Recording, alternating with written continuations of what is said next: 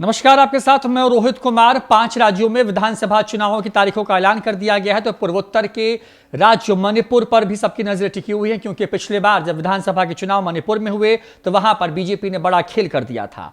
सबसे बड़ी पार्टी के तौर पर कांग्रेस आई, सरकार बनाने का दावा पेश करने ही वाली थी कि बीजेपी ने सरकार बना ली, और इसके बाद पूर्वोत्तर में बचे कांग्रेस के किले में एक तरीके से कहे कि को भी बीजेपी ने ढा दिया था।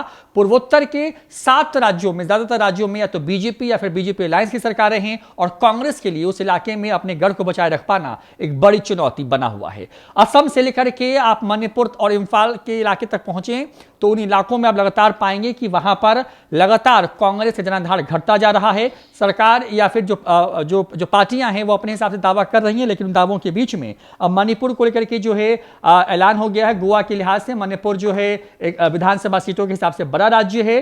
कुल 60 सीटें हैं वहां पर, और वहां पर 27 फरवरी और 3 मार्च को वोट डाले जाएंगे। कोरोना महामारी के बीच चुनाव आयोग ने 5 राज्यों में चुनाव तारीखों का ऐलान कर दिया है। चुनाव आयोग के मुताबिक मणिपुर में 60 सीटों के लिए 2 चरणों में मतदान होंगे। मणिपुर में पहले चरण का मतदान 27 फरवरी और दूसरे चरण का मतदान 3 मार्च को होना है। नतीजे 10 मार्च को घोषित किए जाएंगे। राज्य में चुनावी कार्यक्रम को लेकर की तारीखों की घोषणा के बाद यहां आचार संहिता लागू हो गई है। मणिपुर विधानसभा में कुल 60 सीटें हैं और यहां फिलहाल बीजेपी की सरकार है। 60 सीटों वाले मणिपुर विधानसभा का कार्यकाल 19 मार्च 2022 को समाप्त हो रहा है। ऐसे में इससे पहले राज्य में सरकार बनाने की प्रक्रिया को पूरा कर लेना है।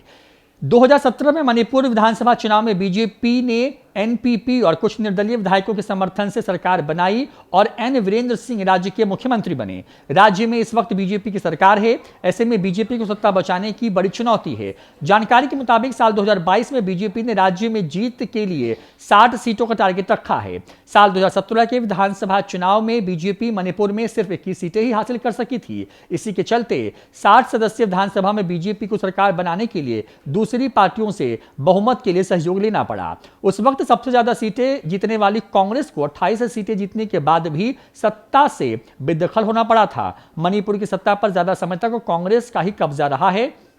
गृह मंत्री और बीजेपी के रणनीतिकार माने जाने वाले अमित शाह ने दावा किया था कि 5 सालों में मणिपुर में हिंसा को काफी हद तक नियंत्रित किया गया है, और जब तक स्थिरता और शांति नहीं होगी विकास संभव नहीं है। वहीं पीएम मोदी भी कह चुके हैं कि डबल इंजन की सरकार की वजह से पूर्वोत्तर जो है कि इस क्षेत्र में उग्रवाद और असुरक्षा की आग जो है वो अब नहीं है।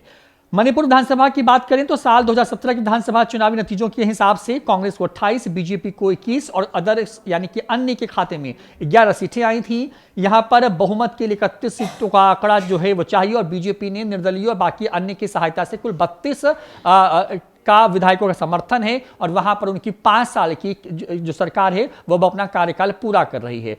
मणिपुर की बात करें तो मणिपुर को जो है, क्योंकि इंटरनेशनल बॉर्डर्स हैं उससे जुड़े हुए, खास करके म्यांमार की सीमा और जो दूसरे महत्वपूर्ण देश थे वहां पर हमेशा जो घुसपैठिए हैं वहां के इलाकों में एक बड़ी चुनौती बने रहते हैं। सर्जिकल स्ट्राइक जैसे जो फिल्में आई हैं वो मणिपुर और जम्मू कश्मीर को लेकर के बनी है, तो आप समझ सकते हैं कि अगर जम्मू कश्मीर आतंकवाद से प्रभावित राज्य है तो मणिपुर जैसे राज्य उग्रवाद से प्रभावित थे, लेकिन 5 सालों में वहां पर इसमें काफी कमी आई है। और ऐसे में इस बार का चुनाव वहां पर बेहद खास है, क्योंकि पहली बार बीजेपी ने अपनी सरकार के 5 साल मणिपुर में पूरे कर लिए हैं, और उसके बाद अब एक बार फिर से उसको बीजेपी वहां पर कम बैक करना चाहती है। लिहाजा मणिपुर की 60 सदस्यीय विधानसभा के लिए बीजेपी ने मिशन 40 रखा है। फिलहाल इस वीडियो में इतना ही। नमस्कार।